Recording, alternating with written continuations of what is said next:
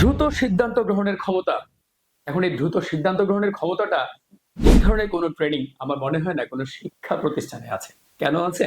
কারণ কারাতে প্রশিক্ষণ যখন আমরা তাদেরকে দিই, তখন আমরা ফাইটের একটা জায়গায় আমরা তাদেরকে শেখাই যে কোন সময় কি করতে হবে এই সিদ্ধান্ত কিন্তু ওইখানেই নিতে হবে। তার মানে আপনি ফাইট করছেন, এর মধ্যে যে পাঞ্চটা করবেন এটা কিন্তু সিদ্ধান্ত নেওয়ার জন্য আপনি সময় পাবেন না।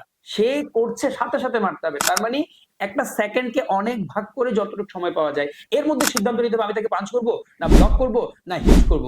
এই যে সিদ্ধান্ত নেওয়ার একটা ক্ষমতা তার মধ্যে তৈরি হয়। আমি কি আদৌ তাকে মানে পাঞ্চ করে খেলবো না কিক করে খেলবো, অথবা তার দুর্বল জায়গাটা কোন জায়গায়। একটা সিদ্ধান্ত নিতে হলে কিন্তু প্রতিপক্ষকে বা ওই সাবজেক্টকে প্রপারলি ইউটিলাইজ করতে হয়, প্রপারলি জানতে হয়, তাহলে সিদ্ধান্তটা কিভাবে নিব। আর এই জিনিসটা শেখায় কারাটে।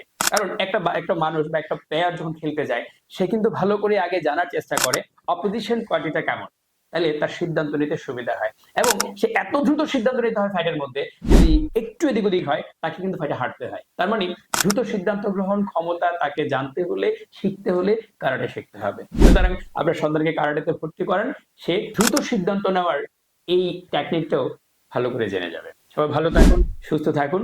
আসসালামু আলাইকুম।